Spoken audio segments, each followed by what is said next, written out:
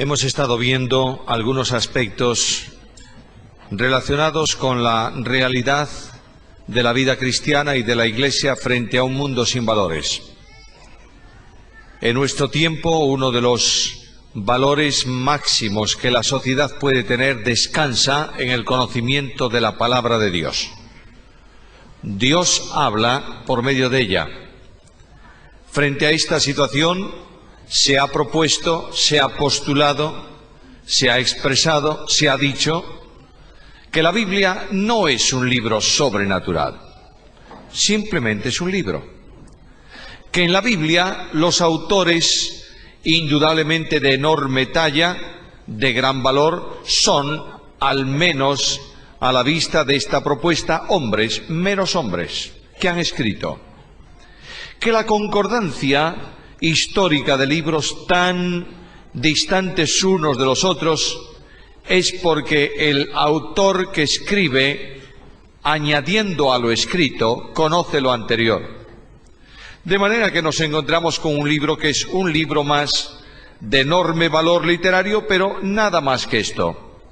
Frente a esta situación, frente a esta propuesta, en la que caben naturalmente cualquier proposición humana, los cristianos creemos que la Biblia es la palabra de Dios. Que Dios habla por medio de la Biblia. Y aquel hombre de la antigüedad decía, relacionando o refiriéndose, mejor dicho, a la Biblia, estas palabras: lámpara es a mis pies tu palabra y lumbrera a mi camino. Por tanto, en esta última plenaria del día, en este último encuentro juntos a la luz de la palabra de Dios, yo quiero hablaros acerca de la Biblia. Para eso llamo vuestra atención a un texto antiguo que aparece en la profecía de Oseas, capítulo 8, versículo 12, en donde el profeta dice estas palabras: les escribí las grandezas de mi ley y fueron tenidas por cosa extraña. Tres cosas quiero mencionar o subdividir el tema en tres partes. En primer lugar, la doctrina. ¿Qué es la Biblia?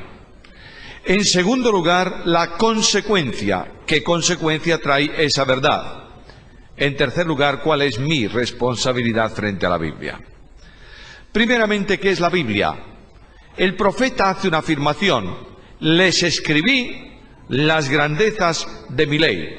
Por tanto, la Biblia es un escrito que procede de la mente de Dios mediante revelación a los hombres. La Biblia, o en la Biblia, o por la Biblia, Dios habla al hombre. De ahí que cuando abrimos la Biblia, leemos este testimonio en ella, Salmo 119, versículo 130. La exposición de tus palabras alumbra, hace entender a los simples. Notad que el salmista dice que la Escritura es la palabra de Dios, y esta palabra de Dios da entendimiento a aquel que tiene sencillez de corazón y deseo de aprender. Aquel hombre sabio de la antigüedad llamado Agur dice de la Biblia de esta manera: toda la palabra de Dios es limpia, Él es escudo a los que en Él esperan. En la Biblia está el testimonio de Dios. Dios da testimonio de sí mismo en su palabra. Leo la profecía de Isaías, capítulo 55, versículos 10 y 11. Porque como desciende de los cielos la lluvia y la nieve y no vuelve allá, sino que riega la tierra y la hace germinar y producir y da semilla al que siembra y pan al que come, así será mi palabra que sale de mi boca. No volverá a mí vacía, sino que hará lo que yo quiero y será prosperada en aquello para que la envíe. Notad el versículo. Dios dice que nunca su palabra dejará de surtir el efecto que Él tenía en su mente cuando la envió. A veces los cristianos solemos orar cosas como estas: Señor, cuando predicamos el Evangelio especialmente, Señor, que tu palabra no vuelva vacía. Y Dios me dice: no vuelve vacía. Siempre hace el efecto para el que yo la envié. Y me dice, y yo digo a Dios: y si no te obedecen o no escuchan tu palabra, ¿qué?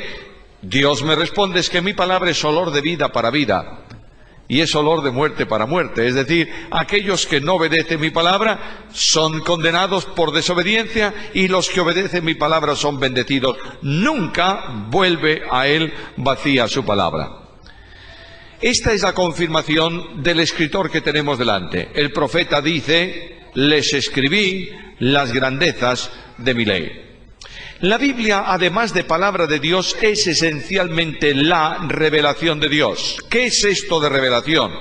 Revelación es un concepto que quiere decir que es la declaración que Dios comunica a autores humanos que escriben en la Biblia de forma amorosa y voluntaria con el propósito de que el hombre le conozca. Si Dios no se revela a sí mismo, nadie puede descubrirle. Entre otras cosas por una razón esencial, porque Él es infinito y yo soy limitado. Nunca en la mente limitada puede entrar un infinito. Por tanto, solo cuando el infinito se revela en la dimensión comprensible para una mente finita, el hombre puede conocer y entender a Dios.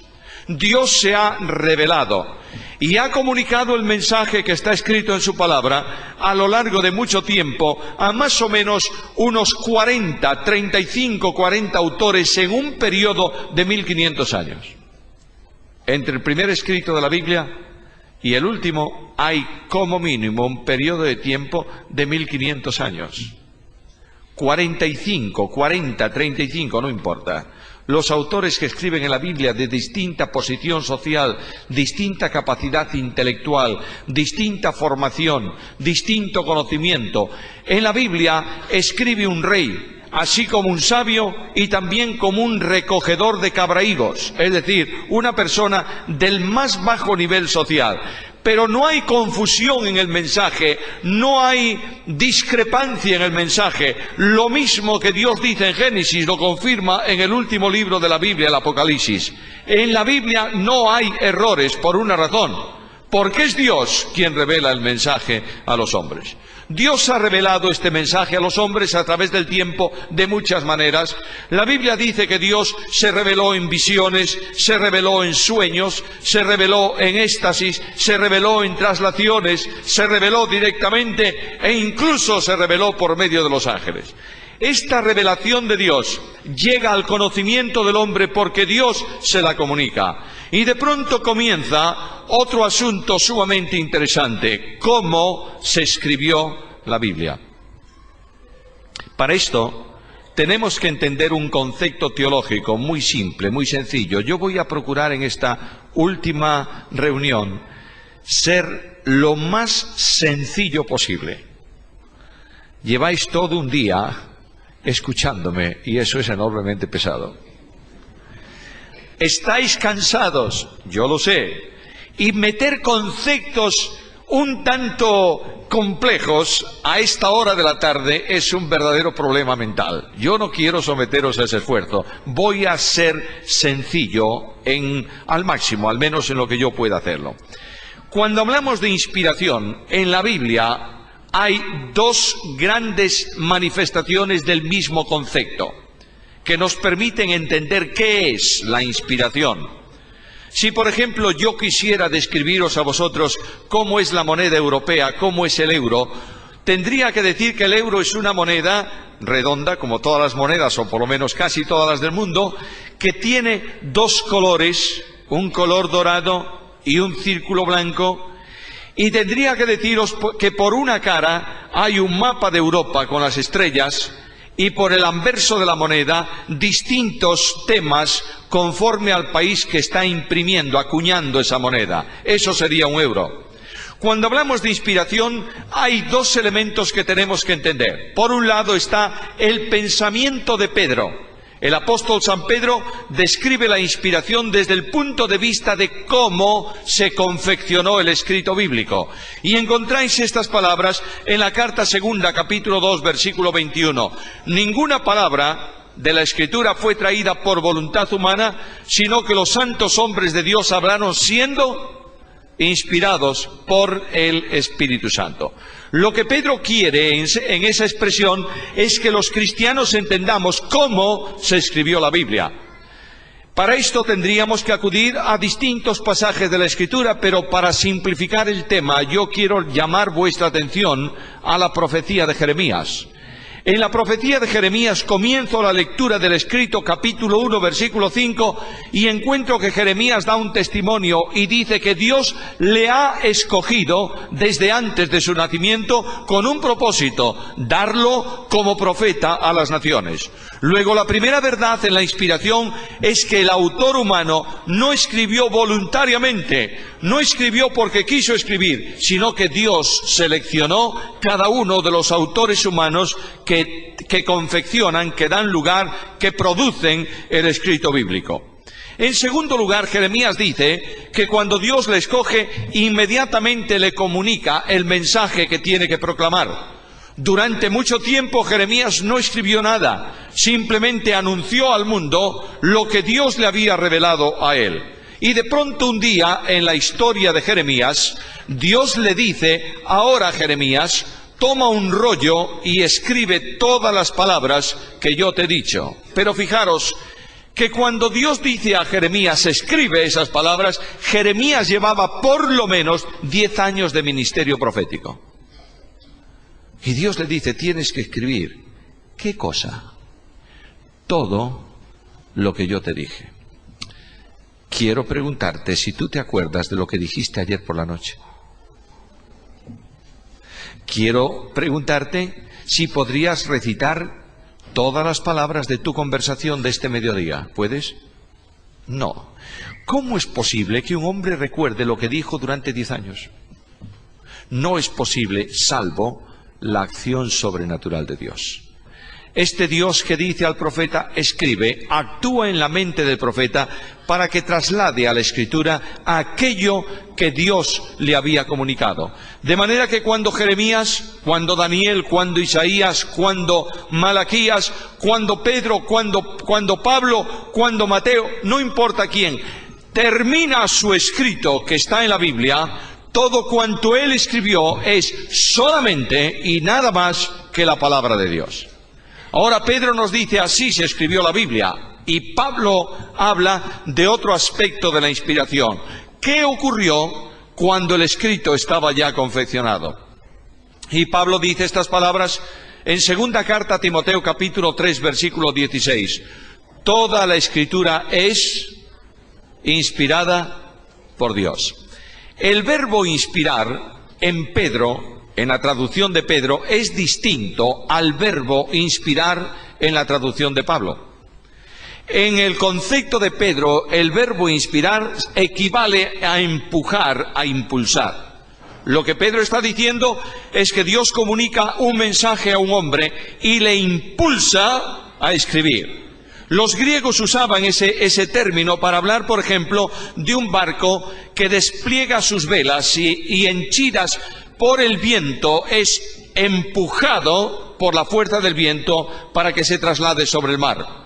El verbo que utiliza Pablo es un verbo totalmente distinto. Es más, es la única vez en toda la Biblia, en todo el texto griego de la Biblia, que aparece ese verbo.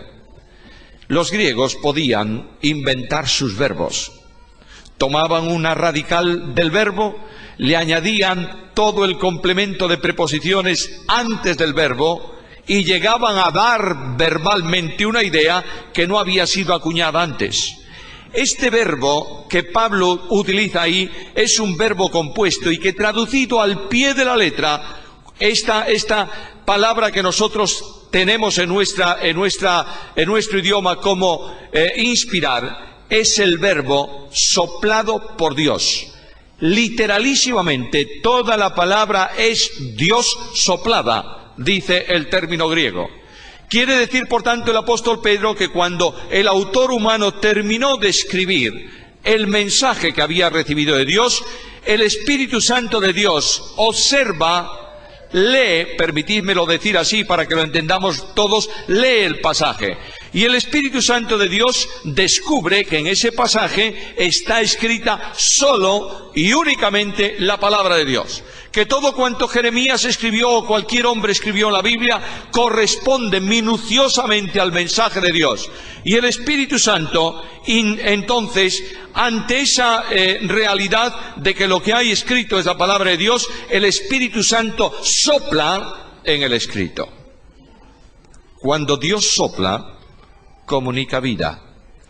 ¿Recordáis que en el libro de Génesis se nos dice que cuando Dios escogió los materiales inanimados, inorgánicos, para la confección del hombre, cuando los tuvo seleccionados, dice el texto bíblico, en una forma figurada y simbólica muy importante, que sopló Dios aliento de vida en la nariz del hombre?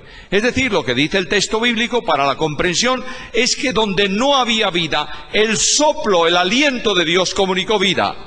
El Espíritu Santo sopla sobre el escrito y se produce una vitalización del escrito bíblico. Lo digo en palabras de la carta a los Hebreos capítulo 4 versículo 12, porque la palabra de Dios es viva y eficaz, y más cortante que toda espada de dos filos, que penetra hasta partir el alma y el espíritu, las coyunturas y los tuétanos, y discierne las intenciones y los pensamientos del corazón. La palabra de Dios, dice el texto, es viva y eficaz. Ese verbo, esa palabra eficaz, no es lo suficientemente densa para explicar todo cuanto el texto griego contiene. Yo pondría, junto con eficaz, eficiente. ¿Tú sabes lo que es la diferencia que hay entre una cosa eficaz y una cosa eficiente? Muy sencilla. Imagínate que yo tengo un catarro y alguien me dice, un amigo mío que me quiere mucho, me encuentra y me dice, oye, ¿tienes catarro, verdad? ¿Sabes lo que es bueno para el catarro? Una aspirina. Te tomas una aspirina esta noche con leche bien caliente, mañana vas a estar mejor. Yo me voy a la farmacia, me compro no una aspirina, una caja de aspirinas. Me la llevo y la coloco sobre mi mesa de noche. Creo que vosotros llamáis a eso la mesa de luz o algo así, ¿no? Muy bien, la coloco ahí y a la mañana siguiente me encuentro con mi amigo en la calle y me dice, ¿qué tal estás? Yo le digo, peor. Y él me dice, pero oye, ¿pero la aspirina no es eficiente para el catarro? Sí, pero solo es eficaz cuando la tomo. Luego puede ser muy eficiente, pero solo es eficaz cuando actúa. La Biblia es eficaz permanentemente, porque actúa siempre. Y el que no la lee, de la misma manera, Jesús dice que aquellos que no obedecen a la palabra, que desechan la palabra, que no hacen caso de la palabra, yo no los juzgo. La palabra que les he hablado, ella los juzgará en el día postrero. Bueno, ya tenemos la Escritura como procedente de Dios, la Biblia, un escrito divino. ¿Y quién es el autor de la Escritura? Pedro lo dice, los hombres de Dios no hablaron sino cuando fueron impulsados por el Espíritu Santo. Y el propio David y otros hombres de la Escritura dicen que el Espíritu de Jehová habló por mí y su palabra ha estado en mi lengua. De ahí que la Biblia sea un libro inerrante y un libro autoritativo. ¿Qué quiero decir con inerrante? Que no tiene errores. La Biblia no tiene los errores que el humanismo literario pretende que tiene la Biblia. Cuando tú te enfrentas con el humanismo literario te dice, pero no te das cuenta que Mateo dice, por ejemplo, que había un ciego en el camino y Lucas dice que había dos, describiendo la misma cuestión. No hay ningún problema. Lucas se fija en dos ciegos, Mateo se fija en uno de aquellos dos ciegos. Por tanto, no hay contradicciones en la Biblia. La Biblia es un libro armónicamente estable, extraordinariamente preciso. Las profecías de la Biblia se han cumplido, no diría matemática, diría milimétricamente. Y alguien me dice, bueno, la propuesta humanista en relación con la Biblia es esta. ¿Sabes por qué se han cumplido las profecías bíblicas? Porque fueron escritas después del acontecimiento. Y yo guardo silencio. Y digo, ¿todas? todas. ¿Sí? ¿Quieres una profecía cumplida en nuestros días? ¿Quieres que te refiera cuál es esa profecía? Dios dijo que el pueblo de Israel sería en los tiempos finales de la historia humana una nación entre las naciones de la tierra. Desde el año 70 de nuestra era, el pueblo de Israel ha estado peregrinando por el mundo disperso, sin patria. Las fuerzas de Tito entraron en Jerusalén y destruyeron la ciudad y dispersaron a los judíos. A lo largo de todos estos años, los judíos no tuvieron patria ni lugar estable donde vivir.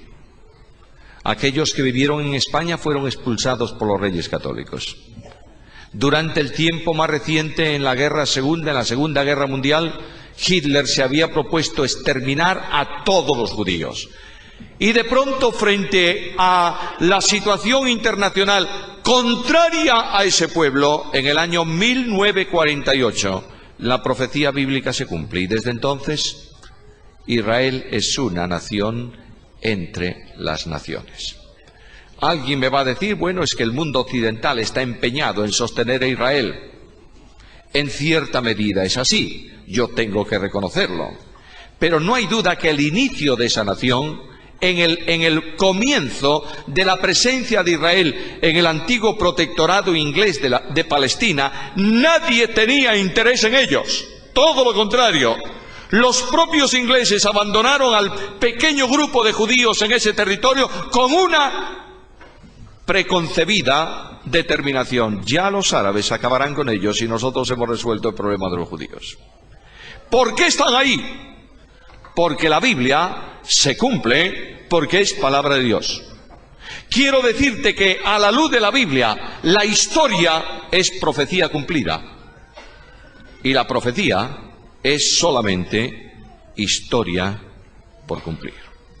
Ahora, cuando yo voy al estudio de la Biblia, tengo que entrar en una cosa más antes de pasar a la consecuencia.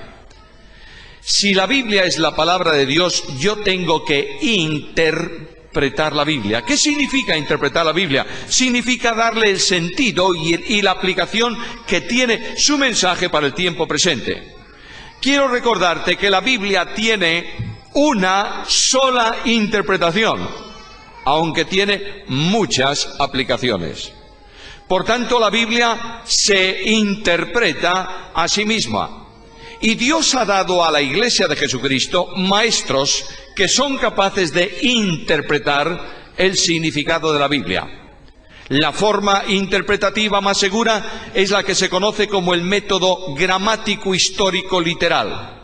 Es decir, cada palabra tiene el significado que normalmente tiene esa palabra en el tiempo en que fue dicha y para quienes fue dicha o por quien fue escrita. Esto, que parece un tanto farragoso, es sencillo de entender. Los idiomas, todos los idiomas del mundo, salvo los que se llaman lenguas muertas, que ya no evolucionan, están así y son enormemente importantes porque no le afecta el tiempo. Los idiomas son dinámicos. Quiero deciros con esto que las palabras cambian de significado en el tiempo. Por ejemplo, tú lees una Biblia versiones del año 1920 o anteriores y encuentras un texto que dice: sea vuestra conversación honesta entre los gentiles. ¿Qué significa hoy conversar? Dialogar, hablar, ¿no es esto? Sí. En el tiempo en que se utilizaba ese verbo no significaba conversar ni hablar, significaba estilo de vida. De manera que el texto hoy lo leemos en las versiones modernas de esta manera: sea vuestro modo de vida, vuestra forma de vida honesta entre las gentes. ¿Qué ha ocurrido? Ha evolucionado el idioma y ha alcanzado un significado diferente la misma palabra. Nosotros tenemos que entender que la Biblia debe ser interpretada conforme a lo que las palabras significaban cuando fueron escritas y para quienes fueron escritas. Esto expresa una enorme necesidad. La Iglesia de Cristo tiene que tener maestros que conozcan ¿qué cosa?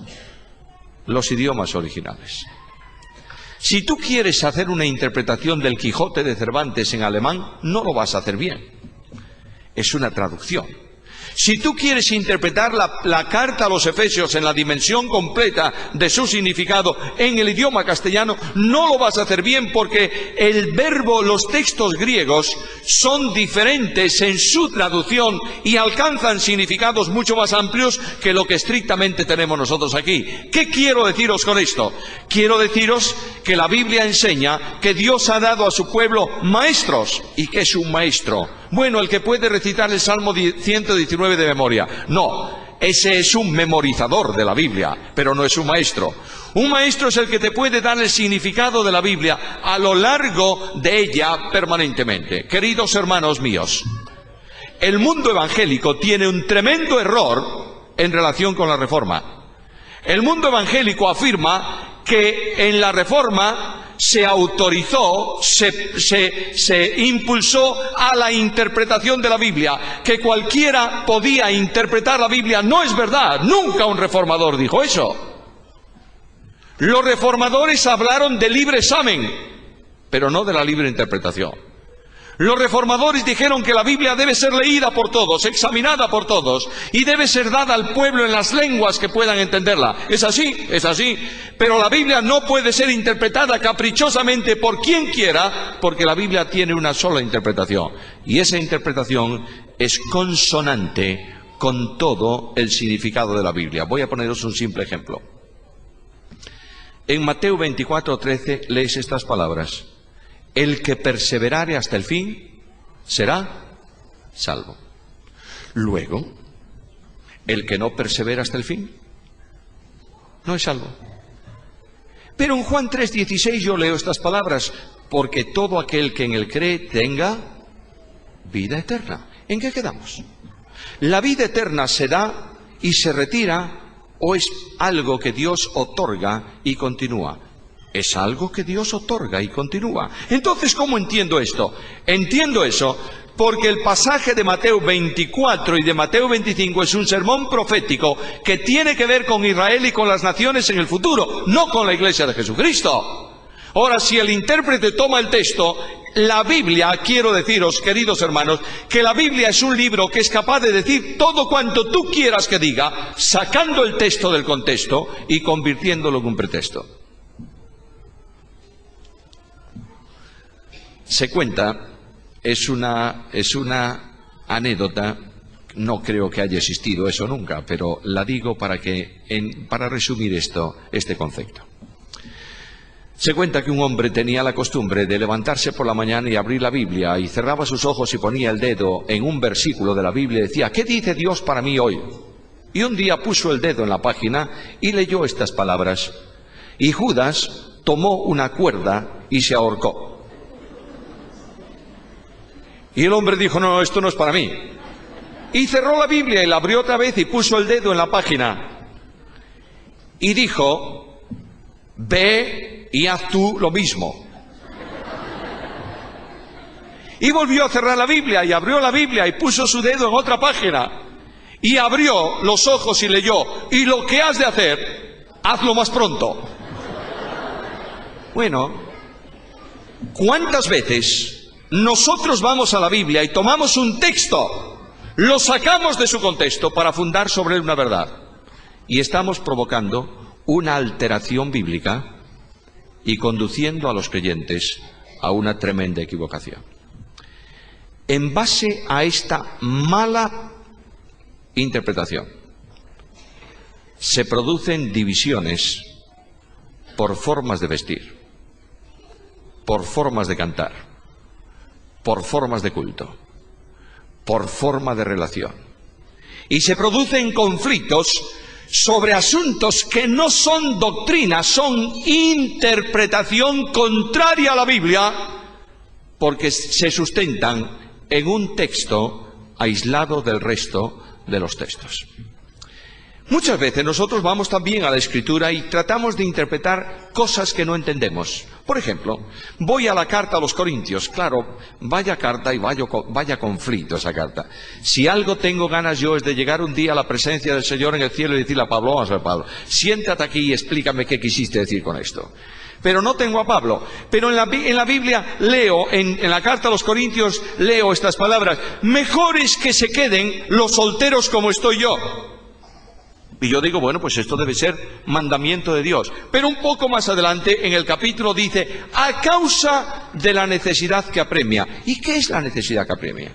Tú lo sabes, yo no, y tú tampoco. Por tanto, no tomes eso como una doctrina de obligado cumplimiento a la Iglesia. Pablo está en Corintios resolviendo, entre otras cosas, problemas concretos de una sociedad, de un entorno social, de un entorno cultural y de una Iglesia que hoy no está. Ya pasó a la historia. Lo que sí es válido es la doctrina general que hay en la epístola a los Corintios.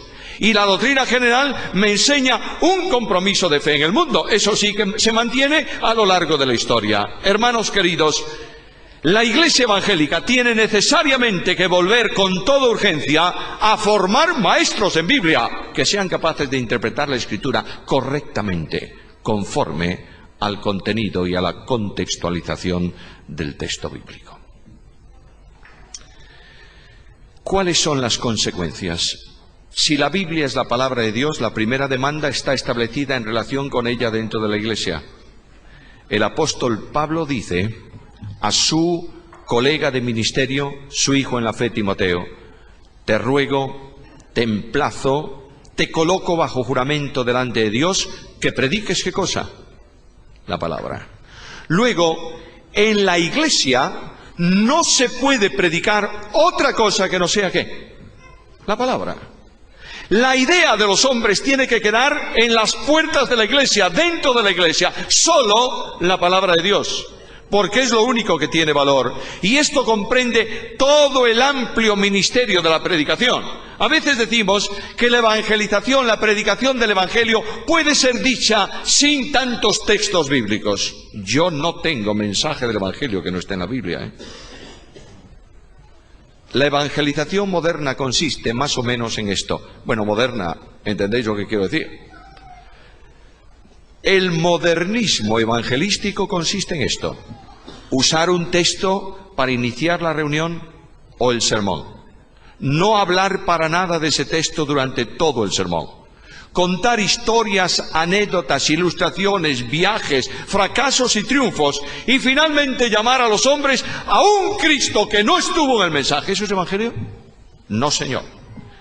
El evangelio, dice el apóstol Pablo, es el mensaje ¿de qué? De la cruz. Y alguien me dice, oye, si predicas la cruz te vas a quedar solo. Bueno, pues me quedo solo. Pero yo no tengo otro mensaje que predicar que el mensaje de la cruz en la proclamación del Evangelio. No solamente tengo que predicar la palabra en la evangelización, tengo que predicar la palabra en la enseñanza de la Iglesia. Tengo que llevar la Iglesia a la Biblia. Tengo que llevar las necesidades del tiempo presente a la Escritura. Tengo que aprender a contextualizar la Biblia con el tiempo presente. No puedo estar predicando en mi iglesia un mensaje que tiene que ver con problemas y necesidades del año 1002 o del año 1003 o del año 1800. Estoy en el año 2004 y tengo que predicar un mensaje que prepare a la iglesia para el 2005 y para el 2010. ¿Entiendes lo que quiero decir? Basta de historias antiguas. Tenemos que ir a la Biblia. Hay muchos creyentes a quienes yo llamo conductores de espejo retrovisor. Tú sabes lo que es el espejo retrovisor. Se llama así ahora, aquí, ¿verdad? El espejito que tú tienes en el coche para que cuando vas conduciendo mires el espejo y veas. Hay gente que quiere conducir con el espejo retrovisor permanentemente. Si tú quieres conducir tu automóvil mirando para el espejo retrovisor, ¿qué va a ocurrir? Vas a estrellarte, seguro. Es bueno mirar al pasado para recordar los problemas y no caer en los fracasos. Pero tengo que mirar ¿a dónde? Al futuro. Quiero decirte, querido hermano, querida hermana, que la iglesia del pasado no fue mejor que la iglesia del presente, bajo ningún concepto. A veces yo me encuentro con un anciano, un viejete en la iglesia, y me dice, esta iglesia de hoy no vale para nada. Y yo lo miro, y me sonrío, y le digo, ¿qué quieres decir? Y él me dice, la iglesia, aquella iglesia de mis tiempos, eso sí que era una iglesia. Bueno, ¿y cuántos años hace que tú estás... ¿A qué iglesia? ¿De cuántos años atrás es esa iglesia? Que es fantástica. Y él me dice, si es muy viejo, quiere sacarse años, y me dice, por ahí, la iglesia de hace 50 años. Y yo le digo, ¿sí? Sí. Y le digo, ¿y si estuviera aquí tu padre o tu abuelo, cuál sería la iglesia fantástica para tu padre? ¿La de otros 50 años atrás o no? Sí. Bueno, pues vamos al principio. Ya que a medida que volvemos en el tiempo la iglesia es mejor, vamos a Hechos de los Apóstoles. ¿Quieres ir? Mira la iglesia de Corinto, una iglesia donde hay divisiones, donde hay inmoralidad, donde hay un hombre que está cohabitando con la mujer de su padre. Esa es la iglesia mejor. La del pasado es la mejor. No, señor, de manera ninguna. La iglesia del presente es la mejor iglesia porque es el programa de Dios en el tiempo presente. Y la iglesia mejor no es la pasada, es la que viene. Cuando yo abro la Escritura, descubro que la iglesia del futuro es la iglesia que Dios se presenta a sí misma sin mancha, ni arruga, ni cosa semejante. Basta de historia pasada. Basta de vivir en una dinámica de sentimientos del pasado. Miremos al futuro, por favor. Miremos al futuro. El mensaje del pasado ha sido para hombres del pasado. El mensaje del presente para nosotros. El mensaje del futuro para aquellos que vienen después de nosotros. Además encuentro otra cosa muy curiosa en esto de la interpretación bíblica. Yo oigo a veces desde el púlpito de alguna iglesia, bueno, los jóvenes son la iglesia del futuro. ¿Cómo? Los jóvenes son la iglesia del presente, ¿eh? La iglesia del futuro aún no vino. Los jóvenes pertenecen a la iglesia del presente. Tenemos que entender que la iglesia necesita un cambio generacional ya. Y que hemos de incorporar al liderazgo de la iglesia gente joven, con ideas en sintonía con el tiempo presente. No quiero decir que hay que echar a los viejos, por favor, porque si no tengo que marcharme yo. Lo que quiero deciros es que los jóvenes no son una desgracia que soportar, son una bendición que utilizar. Y necesitamos ir a la Escritura para entender que Dios tiene lugares en su obra para cada uno de los creyentes. Además de esto, la Biblia tenemos que tener mucho cuidado en dos tremendos peligros que son pecaminosos ambos.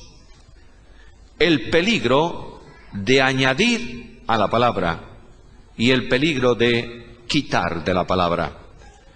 Hay un texto muy importante sobre el retirar y el añadir. Mira lo que dice el libro de los Proverbios, el sabio Salomón. No estoy hablando de las palabras de Cristo, que más o menos dijo lo mismo. No añadas a sus palabras para que no te reprenda y seas hallado ¿qué? ¿Recordáis el texto? No se lee mucho Proverbios, ¿verdad? Para que no seas hallado mentiroso. Luego el que añade palabras a la palabra, ¿qué es? Un mentiroso. Porque está diciendo que Dios dijo cuando no lo dijo. Está mintiendo. Frente al añadir a las palabras está el mismo problema, que es retirar del texto bíblico aquello que no nos gusta o que no nos satisface conforme a nuestro pensamiento. En los tiempos de Jesús estaban los dos grupos religiosos, unos que añadían y otros que quitaban. Cristo se enfrentó a ellos. El Jesús del Evangelio se enfrentó a la religión establecida de su tiempo y por eso decidieron matarlo. El Cristo del Evangelio se enfrentó con los saduceos, que eran ellos, eran los liberales de nuestros días. De modo que un saduceo decía, bueno, la Biblia enseña, la teología enseña, la doctrina enseña que después de la muerte del hombre, el hombre va a ir a dar cuentas a Dios. Y como ellos eran unos perversos, decían, no, es que después de la muerte no hay nada. Y quitaban de un plumazo aquello que le remordía la conciencia. Ellos leían que Dios había enviado ángeles en la historia del pueblo de Israel para castigar el pecado del pueblo. ¿Qué hacían ellos frente a sus pecados? Negaban la doctrina de los ángeles. No hay ángeles, no hay espíritus. Esto es quitar de la Biblia, y eso es pecado. Pero por otro lado estaban los fariseos. ¿Y qué hacían los fariseos? Enseñaban como doctrina lo que era la tradición de los ancianos. Un día Jesús, caminando con los discípulos, tienen hambre, no habían desayunado, y los discípulos de Cristo entraron en los sembrados y tomaron espigas tiernas con sus manos y comían. Esto está permitido en la ley. La ley decía que cuando tú tuvieses hambre, entrases al campo del vecino y comieses, no le segases la cosecha, y te la llevases para casa, comieses lo que necesitabas. Y ahí los fariseos se enfrentan. ¿Cómo es posible que tú permitas a tus discípulos hacer lo que no es lícito? Y Cristo le dice, ¿qué es lo que no es lícito? ¿En qué lugar de la Biblia está la prohibición para señalar una falta a mis discípulos? No había ninguna prohibición. Pero los ancianos de Israel a lo largo de años habían dicho que tomar espigas con la mano para comer es lo mismo que sembrar un campo, y eso es pecado en el día de reposo. ¡Hipócritas! Falsos.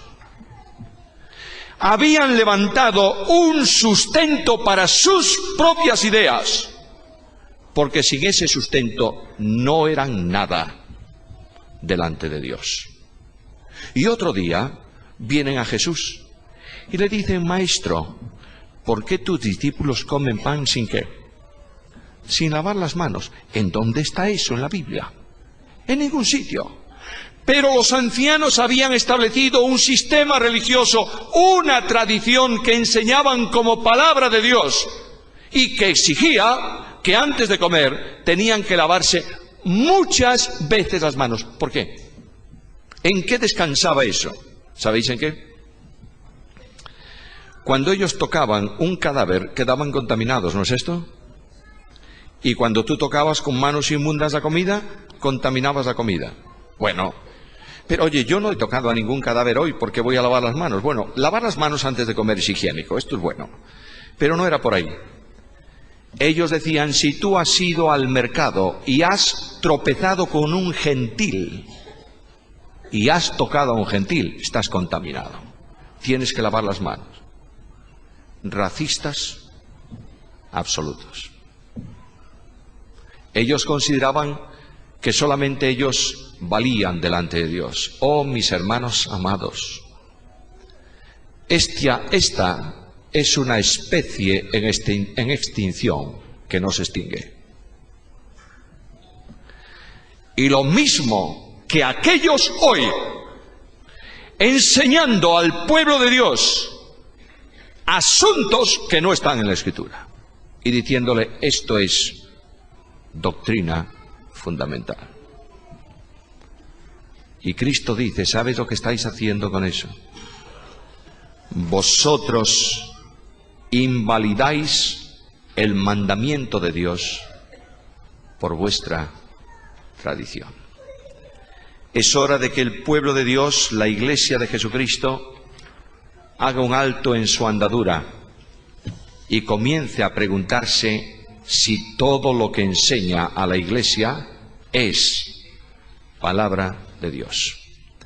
Hay enormes lastres de tradición que han sido puestos sobre los creyentes y que constriñen la obra del Espíritu Santo y que hacen de los creyentes, como dije en la reunión anterior, esclavos cuando Dios los hizo libres. Basta de tradición, basta de sistema.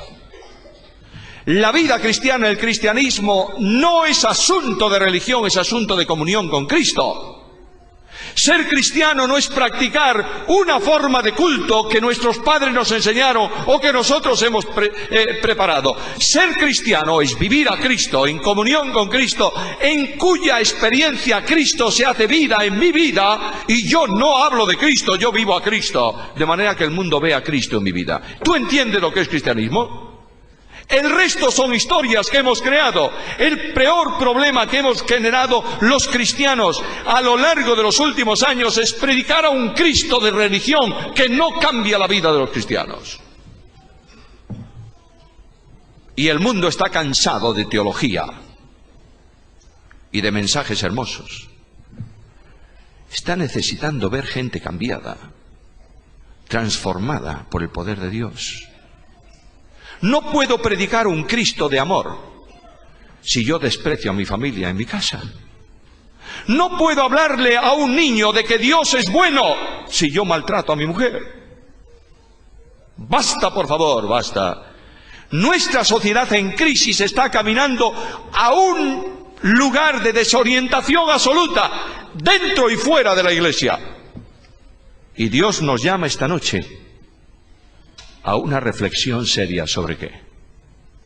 Sobre su palabra. Aquel que quiere vivir conforme a la Biblia tiene que recuperar inmediatamente un mensaje. ¿Sabes cuál es? El mensaje de la gracia. La Biblia es gracia. Y cuando la Biblia habla de Jesucristo dice: hemos visto su gloria como del unigénito del Padre, lleno de ¿qué? De gracia y de verdad. A lo largo de los años, la gracia ha dejado paso a la religión. Y la religión ha generado legalismo, reprensión, y oye esta palabra, no solo reprensión, sino represión. De manera que no te extrañe, lo dije muchas veces estos días, no te extrañe de ver a jóvenes huyendo de nuestras iglesias, porque no están siendo conducidos a la libertad honesta en Cristo. Y vuelvo a decir que ser libre no es hacer lo que quieres, sino lo que debes. Están siendo reprimidos. No te extrañes de que los adolescentes huyan de nuestros cultos, porque no tenemos un culto dinámico, en donde el Espíritu de Dios se manifiesta y donde Dios se hace presente, donde el culto es cautivador, porque Dios se manifiesta en medio de su pueblo. Y no estoy hablando de cambios externos, no valen para nada los cambios externos. A veces los creyentes nos damos cuenta de que nuestros cultos son muy aburridos y ponemos a un predicador showman que cuenta a la iglesia 4 chistes. ¿Y qué? ¿Ya hemos cambiado el culto? No, hemos cambiado nosotros. El problema sigue exactamente igual. Y como nuestros himnos tradicionales son lentos y cansados, renovamos la música y cantamos durante media hora música moderna, y dentro de 5 años estamos aburridos de esa música y tenemos que buscar otra. No se trata de cambio, se trata de renovación interna. No se trata de cambiar la forma, se trata de tocar el fondo.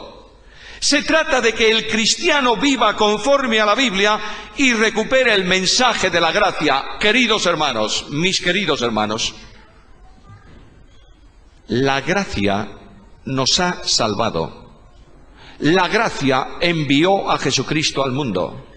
La gracia extiende una mano al necesitado. La gracia perdona a una mujer que había cometido un acto de inmoralidad. La gracia alienta a un discípulo que negó a Jesús. La gracia sienta a la mesa con Cristo a aquel que le iba a vender. Porque Dios es gracia, misericordia y bondad. Y cuando la iglesia deja la gracia, cae en la ley y toma la Biblia para golpear al pueblo de Dios en lugar de alentar al pueblo de Dios.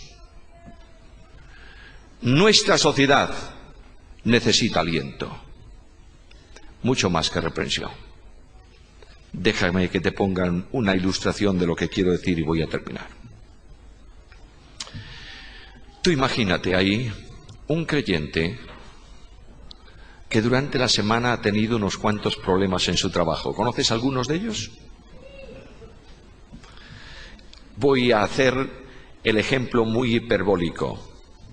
Imagínate una persona que trabaja en una empresa y el viernes, cuando sale de su empresa, el jefe de personal le dice: oye, no te vayas tan rápido. Quiero decirte que a lo mejor el lunes no tienes trabajo. ¿Este hombre crees que está feliz? No, va para su casa, como decimos en España, como alma en pena. Y llega a su casa y su esposa le dice: mira, tengo aquí una nota del colegio de nuestro hijo y me dice el director que es una calamidad absoluta. Y ese hombre, que viene frustrado de su situación laboral, queda frustrado también por la actuación de su hijo. Y además su esposa le dice: ¿sabes? Vinieron a cobrar la reparación de la heladera y no tengo dinero. Él dice: bueno, basta. Ya no puedo más. El sábado lo pasa en reflexión profunda. Y el domingo por la mañana este hombre se levanta y dice a Dios: Señor, yo voy a tu casa, voy al encuentro con tu pueblo de la persona de Jesús, dame una palabra de aliento. Y el hombre llega a la iglesia y se sienta. Estuvo en un culto medio fúnebre, con una... No es que sea la música clásica de nuestros himnos mala, ni los himnos son malos, son excelentes. Yo os exhorto a mantenerlos y a usarlos. Pero a veces creemos que los himnos de la cruz deben cantarse a paso de entierro. Y ahí hemos tenido un culto velando un cadáver, cuando realmente venimos a proclamar un Dios vivo, ¿verdad? Y ya el hombre está todavía peor al final de ese tiempo. Y de pronto sube al púlpito el ministro y toma un látigo y golpea al pueblo de Dios sin conciencia. Y ese hombre sale con sus dolores anteriores y los golpes espirituales que ha recibido. No te extrañes que no vuelva más a la iglesia. Sobre el púlpito de la iglesia, la gracia de Dios, que dice a ese que tiene un problema: Dios tiene misericordia de ti y tienes una promesa para este día, porque Él da mayor gracia. Y este hombre sale de la congregación gozoso, dispuesto a dar un paso de fe. ¿Qué importancia puede tener en una situación como esa si trae corbata o no trae corbata al culto? ¿Qué importancia puede tener en una situación como esa si su forma de vida es blanca o es negra afuera? Lo que necesita ese hombre es aliento, y hay que dárselo, porque Dios es un Dios de aliento. El Dios de la religión es un Dios trágicamente juez. El Dios de la Biblia es un Dios de gracia, de perdón, de aliento, de benevolencia, de restauración, de bondad, de misericordia. Oh, hermanos queridos, las iglesias que dicen que aman la Biblia tienen que predicar la gracia, si no, no conocen la Biblia. Volvamos a la gracia. Buscad a esos que ahí afuera están perdidos, sin Dios y sin esperanza. Buscad a esos que por alguna circunstancia hace mucho tiempo que no vienen a la iglesia, muchas veces con razón. Búscalos. Esta noche, dale un abrazo y dile: vengo a decirte que Dios te ama, porque Dios es un Dios de gracia. Esta es la vida cristiana. Debo concluir. Pero aunque esos últimos puntos para los que tienen las notas son distintos, yo voy a cambiar un instante el tema.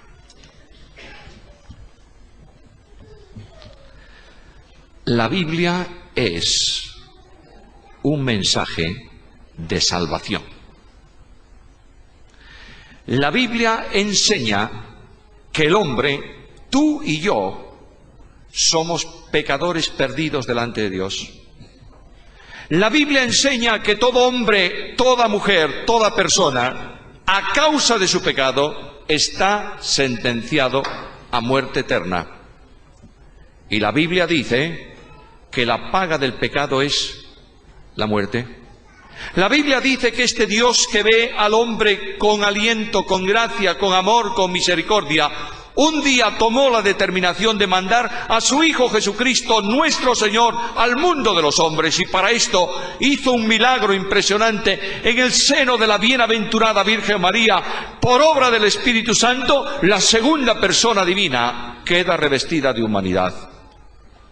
Y Juan dice estas palabras: y aquel Verbo se hizo carne y habitó entre nosotros. ¿Por qué? Yo miro a Jesús de Nazaret caminando por los caminos polvorientos de la Palestina y le pregunto: ¿por qué lo haces? Y la respuesta bíblica es esta: porque te amo. Y al final de su andadura, el bendito Hijo de Dios es clavado en una cruz. ¿Por qué? Porque da voluntariamente su vida por los pecadores. Sobre la cruz del Calvario, el Hijo de Dios muere para cancelar la deuda de mi pecado. Sobre la cruz del Calvario, el Hijo de Dios da su vida para que yo, que no tengo vida ni esperanza, tenga vida en Él. Y sobre esa cruz, mi amado Salvador muere para que en esa posición de unos brazos abiertos yo entienda que Dios tiene un hueco siempre para ti. Para que entendamos que no hay ningún pecador, por grave que sea, por malvado que sea, que no tiene un sitio cerca del corazón de Dios. Y quiero decirte con la autoridad de la palabra de Dios que el bendito Señor, mi amado Jesús de Nazaret, después de muerto fue puesto en la tumba, pero Cristo resucitó. Y este Cristo de la resurrección, el Cristo de la victoria, es el Cristo que puede entrar en tu vida esta noche y cambiar tu vida. El Cristo de la Biblia, que se acepta por medio de la fe, transforma al hombre en un poder especial. Y aquel que no tiene esperanza recibe esperanza, y el que no tiene fuerza para superar su situación la puede superar en Cristo Jesús. Porque quiero anunciarte en el nombre de Dios, a través de su palabra, que tú necesitas a Cristo en tu vida si quieres cambiar. No por fuera, sino por dentro. La religión pretende cambiar al hombre por fuera. Cristo cambia al hombre por dentro. Yo he visto personas con hogares destruidos que son reconstruidas cuando reciben a Cristo en su vida y lo aceptan como Salvador personal. He visto malvados, ladrones, prácticamente asesinos, cambiados por el poder de Dios. El mensaje que yo tengo para ti esta noche no es de un Cristo religioso, ni de un Cristo artístico, sino de un Cristo vivo. De un Cristo que viene a tu encuentro hoy y te pregunta: ¿tú tienes esperanza en tu vida? ¿No quieres acaso borrar alguna página de tu pasado que por las noches de insomnio surge en tu mente y no te deja dormir? ¿No quieres mirar el presente con seguridad y el futuro con esperanza?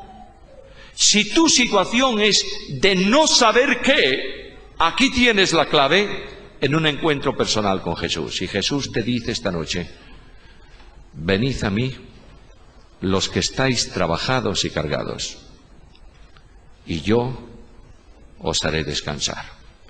Yo quisiera que todos nosotros al final de esta reunión mirásemos un instante a la cruz de Jesucristo. Nos acercásemos por la fe y desde el fondo de nuestra alma preguntásemos al crucificado: ¿por quién mueres, Señor? Y escuchemos las palabras del Maestro: muero ocupando tu lugar para darte perdón de pecados, libertad y vida eterna. Uno de los poetas españoles muy importantes, Gabriel y Galán, fue un hombre que estudió, pasó mucho tiempo en sus primeros años con su abuela. Su abuela, cuando fue al colegio por primera vez, le regaló el libro de lectura y dentro del libro de lectura le regaló lo que en España llamamos una estampita, un dibujo, una fotografía, una reproducción, fotografía no, una reproducción artística de Cristo, del crucificado. Gabriel Galán usó ese marcador en su libro y cuando ya se fue a la universidad, su abuela tomó el libro de lectura y lo guardó en su biblioteca. Una noche, ya no vivía su abuela, pasó por el pueblo y dijo: voy a quedarme a dormir en la casa de la abuela.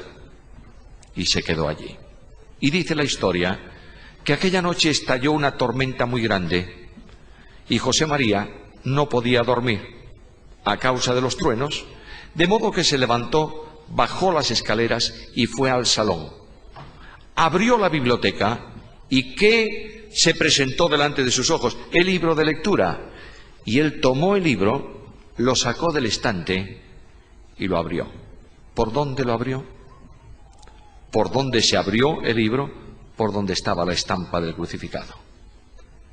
Y dice que Gabriel Galán miró la estampa y sintió un tremendo impacto. Es como si Jesús le estuviera viendo directamente a él, y cerró el libro, lo puso en el estante y se fue a la habitación.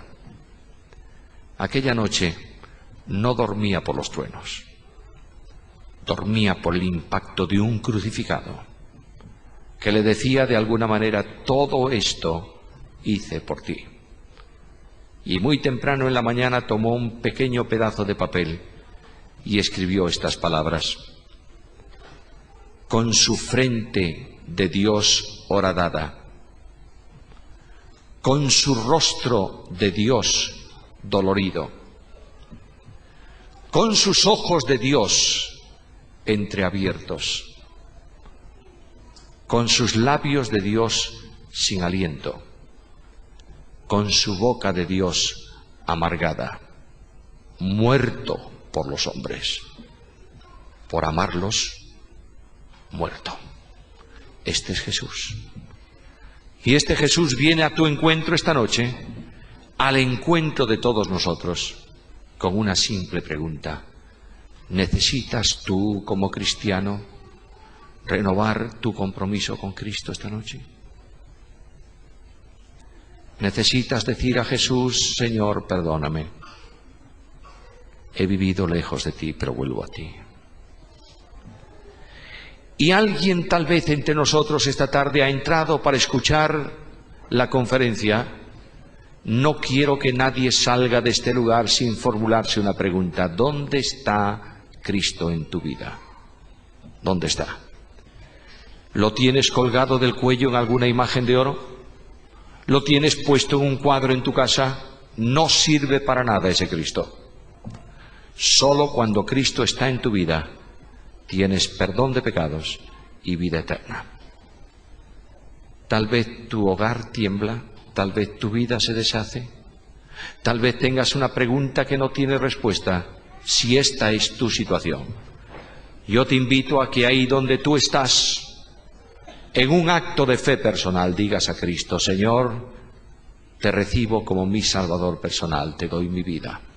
Voy a pedir a todo este auditorio un momento de reflexión. Voy a pedir que todos inclinemos nuestras cabezas, cerremos nuestros ojos. Nadie presta atención a nadie que tiene a su alrededor. Y mientras oramos al Señor y pedimos a Dios que toque corazones esta noche, yo hago la invitación de Cristo en sus palabras: venid a mí los que estáis trabajados y cargados, y yo os haré descansar. ¿Hay alguien entre nosotros en esta situación? ¿Alguien que quiere decir a Jesús en estos momentos finales de esta conferencia: Señor, aquí me tienes tal como soy, te doy mi vida, te recibo, perdóname, sálvame? Y si hay alguien que ha tomado esta decisión por Cristo, queremos estrechar su mano al final de este tiempo.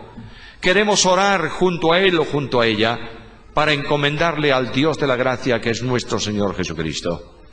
Por eso quiero pedir que si hay entre nosotros alguien que ha dado su vida al Señor, quiere por favor ahí donde está levantar su mano para que sepamos que hay alguien entre nosotros esta noche que dice a Cristo: Señor, perdóname y sálvame. ¿Hay alguien que lo hace? Alguien que pone su vida en las manos de Jesús. Alguien que lo recibe como Salvador personal. ¿Quién lo hace? ¿Quién quiere decir a Cristo esta noche: Señor, aquí estoy yo con mi vida, con mis necesidades, con mis problemas? Perdóname, Señor, y sálvame. Si hay alguien entre nosotros que tiene, Dios te bendiga. Puedes bajar tu mano. ¿Quién más va a decir a Cristo esta noche: Señor, sálvame? Dios te bendiga. ¿Quién más quiere decir al Señor: Señor, aquí estoy, recíbeme y sálvame? ¿Hay alguien más entre nosotros? ¿Alguien arriba en el palco? Dios te bendiga. Hay salvación en Cristo.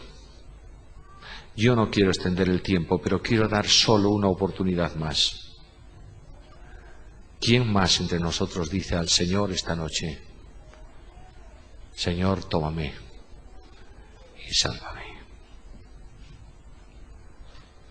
Y si no te has atrevido a levantar tu mano como hicieron todos estos, yo te ruego que te quedes ahí donde tú estás, sentado, sentada en el sitio, y nos acercaremos a ti con un solo propósito: orar a tu lado y encomendarte al Señor.